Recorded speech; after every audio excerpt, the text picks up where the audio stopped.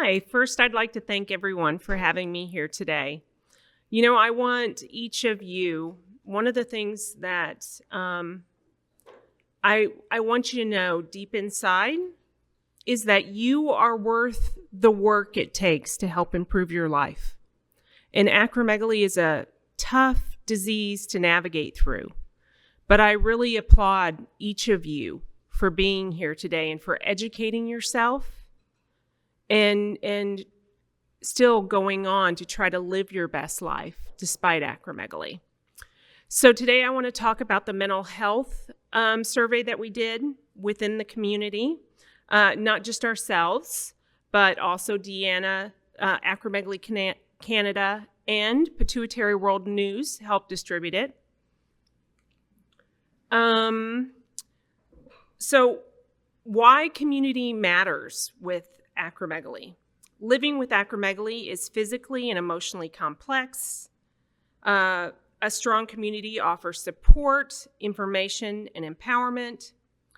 And let's explore how connecting with others can change lives. And for those of you that watched Nikki and Grant, I think that it was watching your presentation is life-changing.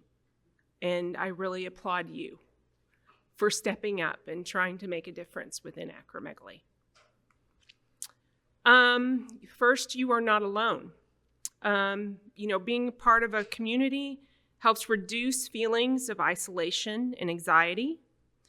We share lived experiences in a judge-free space. Encouragement during diagnosis, treatment, and recovery. And talking to someone who truly understands really does make a difference. Healing the whole person, coping with body changes, depression, or anxiety, access to mental health professionals familiar with rare conditions, reduced emotional burdens overall, outcomes. It improves all outcomes. Our community mental health survey. First of all, it was sponsored by Chiesi. Companies within this area don't have to go into extra areas regarding acromegaly other than research regarding how the treatment affects patients. So I really want to applaud companies that look at things like mental health in acromegaly. There is a lack of information regarding mental health in acromegaly. Mental health challenges are common in individuals with acromegaly. High growth hormone typically equals a quickness to anger and can also have a change in the demeanor of the patient. The objective of the survey is to better understand the mental health challenges among individuals living with acromegaly. So, survey design and methods, they paired with Acromegaly Community, Acromegaly Canada, and Pituitary World News to distribute. All participants were anonymous. The eligibility criteria was patients living with acromegaly, and we did do some loved ones also. There were 511 people that were screened, 223 we found that were eligible patients, 265, some loved ones were in the 265 number. The data collected was mental health symptoms, impacts, and access to support. So, some of the sample questions. How often have you experienced the following mental health symptoms throughout your diagnostic and treatment journey with acromegaly? So for each option, there was a scale where participants can select whether they never, rarely, occasionally, frequently, or always on this list.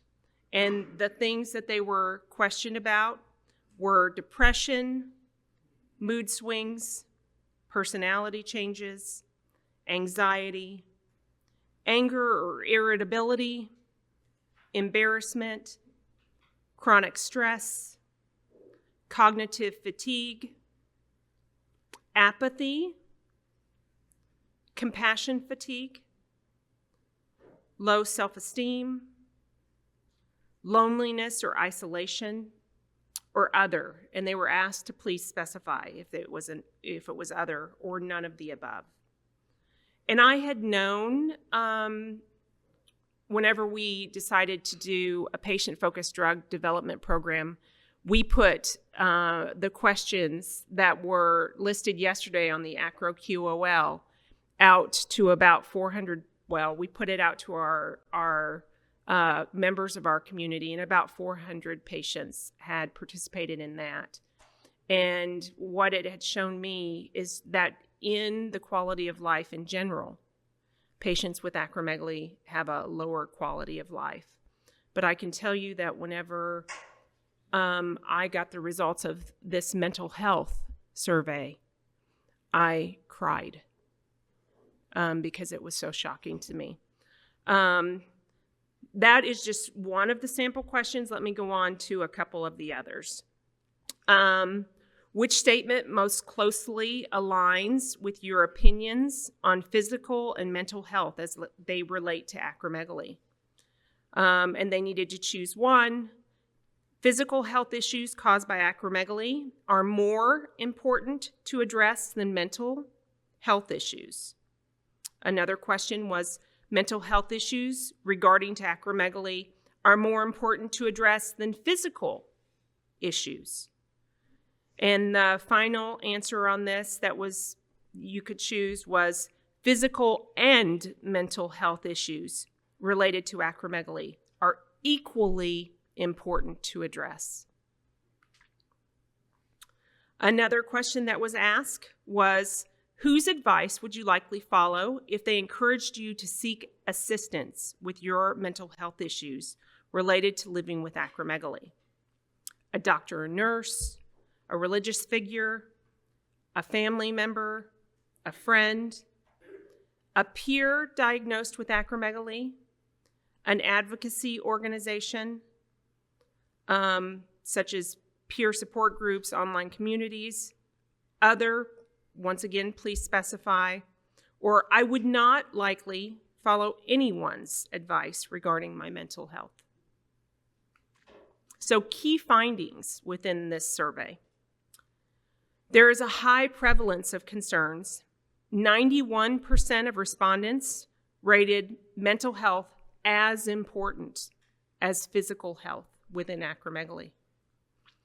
Some of the common challenges were anxiety, 86%, mood swings, 78%, chronic stress, 86%, cognitive fatigue, 88%, low self-esteem, 79%, and anger and irritability, 78%.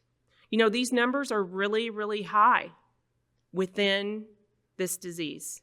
And most of these patients are treated patients. So you need to be cognitive of these issues within your treatment of acromegaly. Key findings on daily life. 83% said that it affects their self-esteem. 79% said it affects their romantic relationships. 72% said it affects their social life. 81% said it affects their sleep or rest. 74%, that's 3 out of 4 people, said that it affects their overall enjoyment. And 77% said that it affects their sexual relationships. So barriers to seeking mental health support. We ask, what are your reasons for not seeking mental health support? Many said that they did not think that their symptoms were serious enough, that they had difficulty in finding appropriate healthcare providers, that they did not know where to get help, that there is financial concerns regarding seeking mental health support. And other factors included embarrassment, lack of support, or being advised against it. So who patients turn to? Doctor or nurse had the highest influence. Next, a peer diagnosed with acromegaly, a family member, a friend, or a peer support group. Preferred sources of support. In-person counseling was the top. Peer or patient support groups was next. Online counseling, which was kind of shocking to me that they chose the peer and patient support groups even above online counseling or podcast. Educational interventions, tailored mental health care in chronic or rare disease management is extremely important. And literally 10 years ago, you really didn't hear anything about the mental health challenges within acromegaly. So I really applaud that coming forward, because it's something that is needed to be talked about regarding acromegaly for some time. My key message: mental health challenges are common and they significantly impact quality of life. Increased awareness among healthcare providers is essential. If you have issues regarding your mental health, you need to let someone know.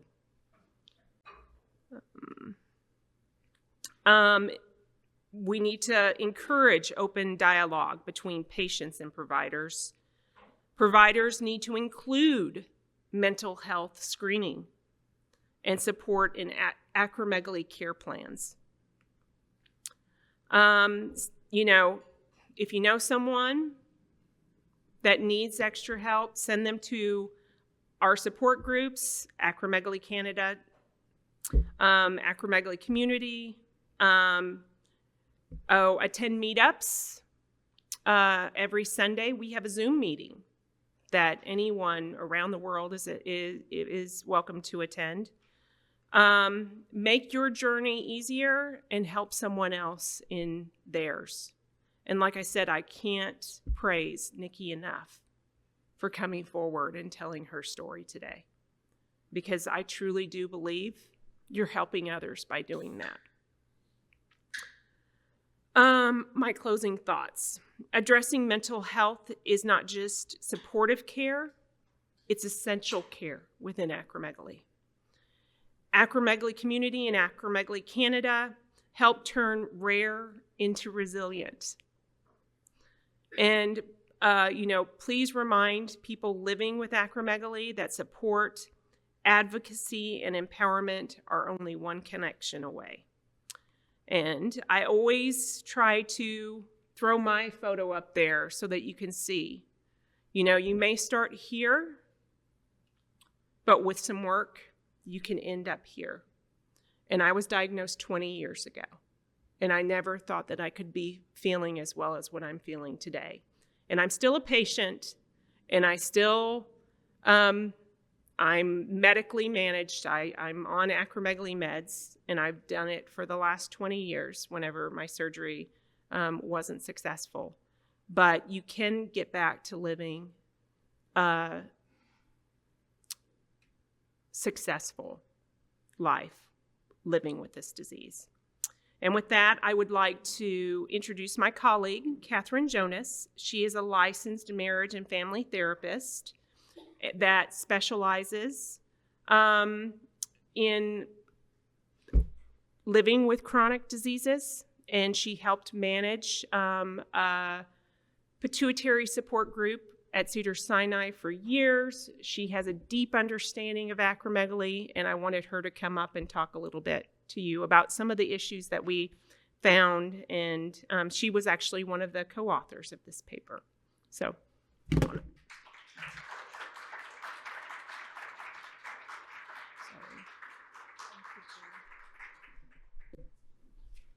Okay, thank you, Jill. Can everybody hear me okay? Okay, I don't have slides, so you'll, oh good, you've got something to look at. I'd like to express my gratitude to Acromegaly Canada. Deanna, you're an amazing creation of this, of your community and the board. It was nice to get to know you better and to learn your stories. You've taught me a lot. What did you think of those numbers? High numbers? Anyone surprised? Not really? Yeah, I'm not surprised either, but it makes me sad tremendously. I'm going to share a little bit about my history. And so about 15 years ago, I was running an outpatient psychiatric program at Cedars-Sinai Medical Center in Los Angeles. And Dr. Shlomo Melmed came to me and asked me to run his support group for pituitary disorders. And I didn't know who he really was. He was high up into leadership. And I had to learn overnight about pituitary disorders. First of all, going back to health class in 8th grade, I had to find out where the pituitary was, right? The size of it, but where it was. And actually it wasn't in the brain. It kind of hangs outside on its own. Then there was this word called acromegaly. I didn't know how to pronounce it. I didn't know what it meant. So I had to Google it and learn about it overnight because there were patients in the support group who had acromegaly. So I came from no education at all about your story or treatment modalities or surgery or the fact that you have surgery but it doesn't make everything go away. Symptom management and all of that. So 15 years of being with the community, and I think Jill and everybody has taught me as a mental health practitioner what you go through. So I'm a licensed marriage and family psychotherapist, and I would say that when we talk about mental health, clients come to see me with a variety of issues, from depression to anxiety to post-traumatic stress disorder to aging issues and diagnoses that come into their life. I was raised in a family systems model of family therapy where it's not just about the identified patient, but it's about how acromegaly affects the family. Everybody who touches that acromegaly patient who's in his or her life is impacted by their journey. And so the couple this morning, you guys are amazing, Nikki and Grant, you really pinpointed what a couple and what a family go through.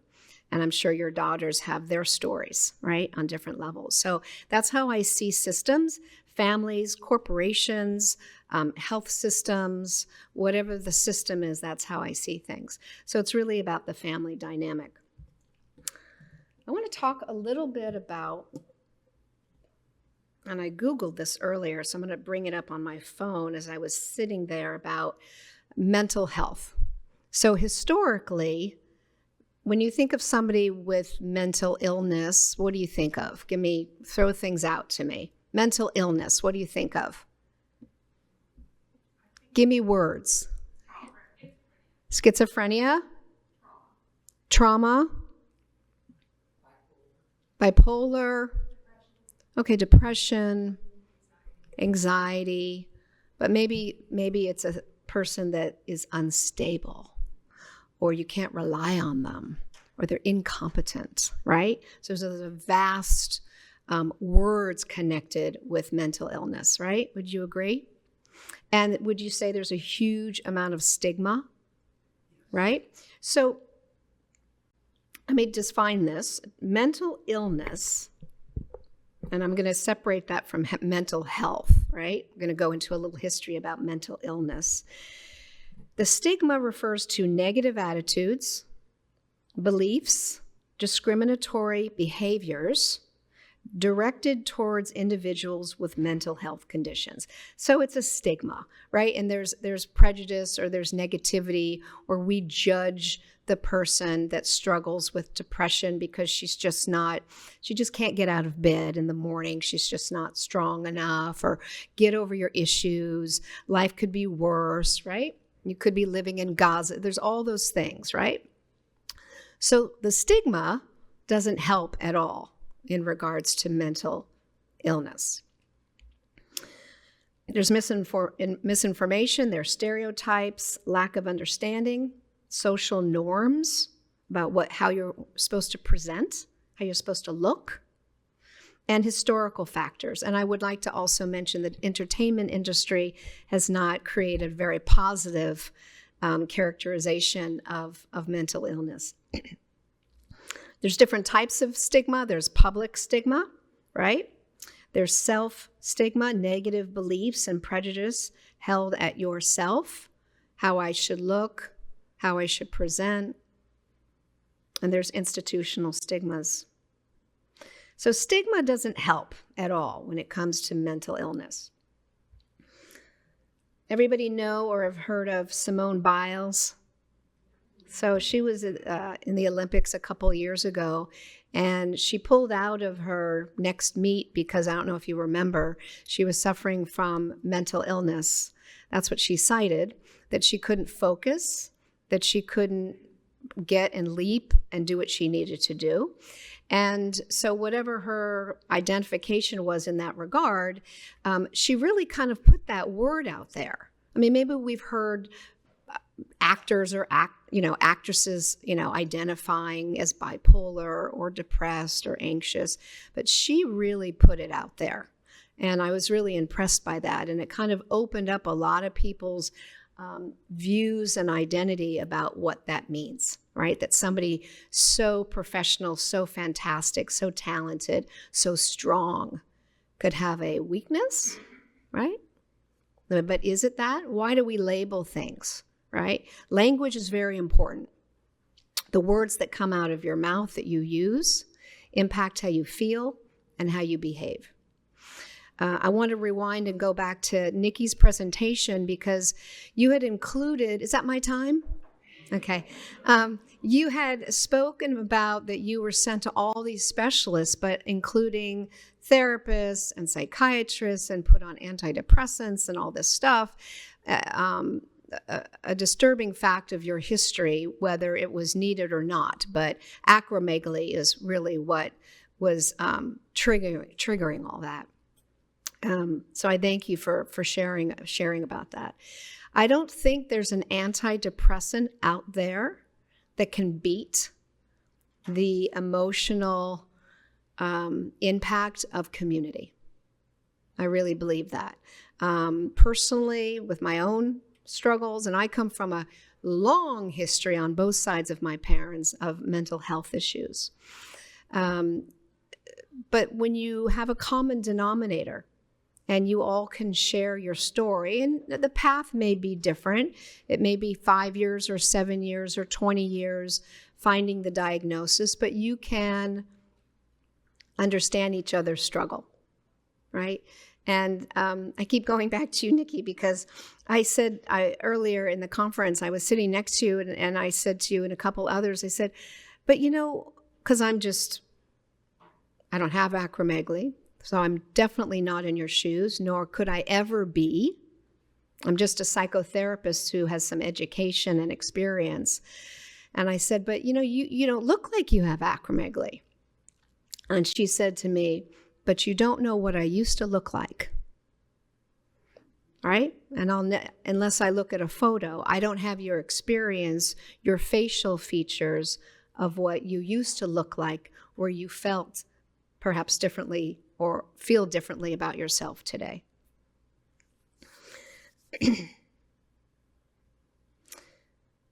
So let's talk about mental health. So mental health, you hear a lot about that term, much more today, right? We just don't even like to say mental illness, but how about mental health? We talk about physical health, being physically fit. Perhaps some people want to be spiritually fit whatever that means to them. But what about mentally fit or emotionally fit? That word I'm very curious about. I like the idea of being mentally fit, right? Because the body and the mind are connected. So you have to be physically fit to navigate even today where you are in your journey with acromegaly, but you have to be mentally fit. So what does that mean to people, mentally fit? What's your experience? Or mental health today? Because there's so much talk about mental health. Okay, happy, content. Oh, I like that. Focused, present, calm. So whatever that means to you. And so you know personally what mental health means to you. Calm as opposed to anxious. Some people share that they never were anxious in their journey, and the symptoms of acromegaly brought on anxiety or panic. So you kind of have to know what your kind of baseline is. But being mentally fit is really all the words that you've mentioned, and also kind of being in a place where you're functioning the best mentally. Okay, so you have a common denominator of acromegaly, but what is functioning the best for you? Okay, being able to work and be present at work. Nikki, did you say something? Persevere? Pardon me? Adaptable. I love your words. How about being present in your marriage? Being present with your children or with your parents. Some of you may have aging parents or in that arena that you're focused on, so how to kind of stay that way. So mental health is very individual. So if anything today, I encourage you to kind of see what that means to you, okay, in regards to quality of life. And that's a big topic today. I think at the last Acromegaly Community Los Angeles conference, it was the very first time I heard a physician say quality of life in their presentation. It's always been overlooked, and I'm happy to say that more and more doctors, nurse practitioners are including that. So let's talk a little bit about quality of life. And I mean quality of life, mental health, let's put it all in the same bucket. Give me some examples of quality of life for you. What do you like to do? What's out? Let's put acromegaly here, because we've been focusing on acromegaly, right? That's the purpose of this conference. But what are your lives like? What do you do? What gives you pleasure? To be physically active in something? Is there something that you actually do where you're physically active? Weightlifting. Awesome. That's what I'm talking about. So when you weightlift, how do you feel? You feel fantastic. So we know we get a little of that adrenaline, pump to it, but you feel good, right? You feel strong, healthy. Okay. What? Garden. How lovely. How calm. I love that you like to garden. Okay. Somebody said, and what do you like about gardening? Ah, okay. So you see something grow, and plants are life, right? They're not in the morbidity, sickness area. Usually they're like creating life and fruit and then vegetables, and then we eat it, and right? Yeah. Oh, beautiful. Yeah, nature. I love that. Hummingbirds, bears, nature. Yeah, that'll take you right out of your own stuff. Travel and new experiences. Yeah. Positive relationships. I like that. In the presentation that I usually give, I have a whole slide on choosing people in your life. Choosing positive relationships or toxic relationships. Uh-huh. Mm-hmm. Right. Right. And so we also talk about supportive people in your life. Families may not always be supportive. That may not be your first line of your support system. So you may, we can't do much with family, but maybe we find other people to go to when we need validation, confirmation, where family doesn't make it about them, or you talk to the person and then they're weeping about your story, in a way that it's making it about them. What else? Quality of life. What are some of the things that you like to do?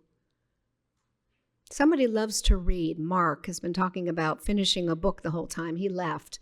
Reading, for Mark, he couldn't be happier. And with reading, it really takes you away. Reading's a wonderful coping mechanism. Paddleboard. Yeah, talk about starting something that you've never done before. You need a lot of physical strength to paddleboard. So hopefully when you leave here today, it's important that you identify something that gives you some sort of pleasure and quality of life that is consistent. Not like a massage, but maybe looking outside and looking at a bear or lighting a candle or whatever your thing is that gives you that. It's really important. And the last thing I wanted to talk about while I'm up here is, which I've recently weaved into my presentation, is grief and loss. We don't hear about that enough, too. The idea of loss, anger. Usually underneath anger, that emotion that we all feel, is sadness. Usually pretty much it's sadness or loss. Would you agree? Did you feel loss? Did anyone feel loss around having something removed from their body? Or more gratitude to get the mass out? Probably. Yeah, that makes sense. Some people have loss when things are taken out of their body or removed in some way. So I think grief and loss is a huge aspect, and it may just not be like a one-time loss. Maybe it's kind of like a under the surface, ongoing, low-grade loss sometimes. So for me, I lost the one person that truly supported me through my journey, but also through starting a support group in Acromegaly, Canada, and it was my dad. And I lost my dad. I lost my support that made me feel better. I think that we lose who we thought we would be without this disease happening to us. Say that again. I think that we lose who we thought we would be Oh, if this disease hadn't happened to us. okay. We grieve with this disease, the life we thought we would have. Well, even the reality of who you used to be. Like I used to be able to do 35 things a day, and now Yeah. Right. and that person who I was is gone. Right. So it's not just symptom management for the rest of your life. It's the emotional management and the loss throughout that is a coping mechanism that you have to create for yourself. Yeah. Having friends or acquaintances, people in your life that don't understand. Mm-hmm. It's really good to be good, and then they're like, oh yeah, what is that? They don't say it, and you feel like you're putting it very low because it's not important to them. It's not in them.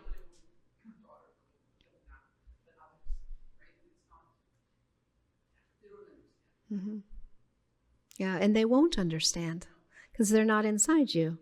Any psychotherapist would share that too. I mean, as I said, you guys are the experts of your disease, and you know what you're dealing with most. So mental health is critical. The two treatment modalities to treat like depression, and it's important also to separate, if you can, the symptoms of acromegaly with like a major depressive disorder. But it's interesting because they can also be married a little bit, because how can one not feel depressed? or anxious. But the two primary treatment modalities for treating depression or anxiety is talk therapy and sometimes medication management. My personal feeling is that you utilize medication for depression or anxiety if you've tried everything else. But it can be helpful when dealing with a depression that may not go away for a long period of time. Okay, I'm not talking about situational depression or adjustment disorders, just where you're really struggling. So, and talk therapy is key. And I really recommend talk therapy, which is talking to a therapist. First of all, I think a peer, as somebody in your community, tops anything you can do. Anything you can do. But for the deep, dark stuff, it's good to always maybe talk to a professional. And I say this at conferences, and I'll say this to all of you. If you're thinking about working with a mental health specialist, and those people would be a psychologist who does not prescribe medications, a licensed marriage and family psychotherapist like me, we do not prescribe medications, or a licensed clinical social worker who do not prescribe medications. The only person that can prescribe mental health medications is a psychiatrist who's an MD, if you had to go there.